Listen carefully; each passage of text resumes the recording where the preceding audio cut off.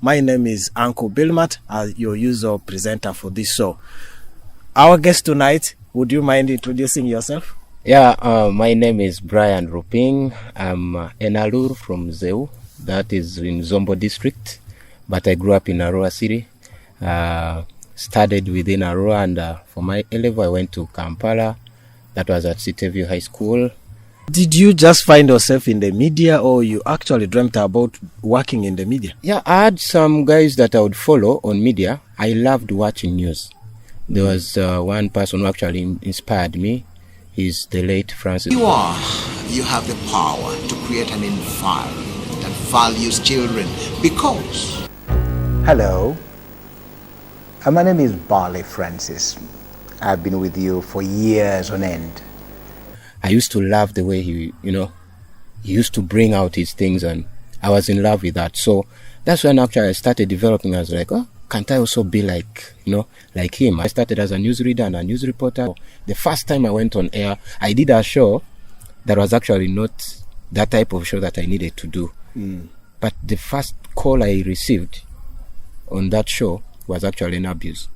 And up to today, I'm looking for that person. I think I need to pay that person.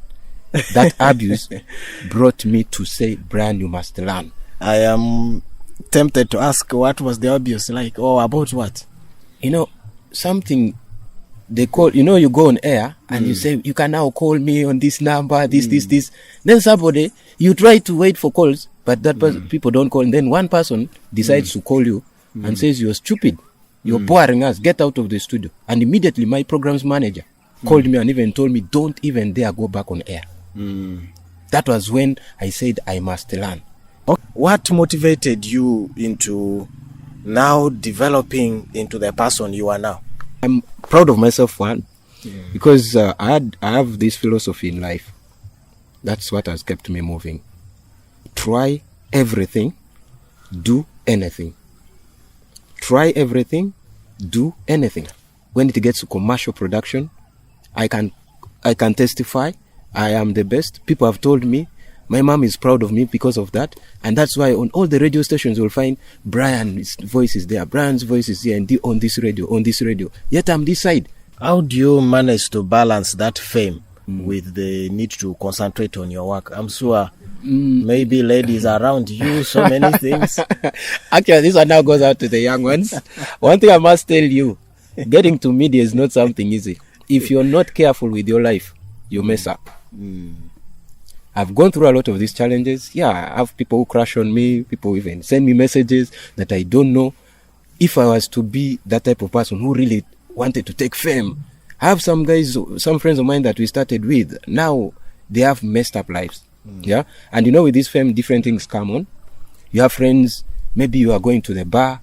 You're sitting with them in the bar. You even don't spend your own money. They even pay you for staying with them.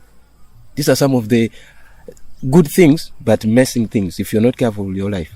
Ladies come around, they chill with you, they sit with you, they want to get everything, Now I'm staying with Brian. So they feel, they have reached another level, but I know how to handle them. I have people's wives. People have come to me for confessions, and at times I used to do a night show, but first that's why I said on radio now I do anything. You get me in a morning show, I can do it. In programming, I can do programming. So I've had even women, even families, married couples who come to me for counseling. Your final word to fellow media practitioners? Yeah, I think we need to pick up, and as media practitioners, we need to up our game. The media is now changing. We now have the social media that is taking over. We don't know how radio is going to be. We are becoming so digital, just like the manual one. I can say the manual one used to have. Right now, everything, even the presentation you're doing, market yourself. Market yourself.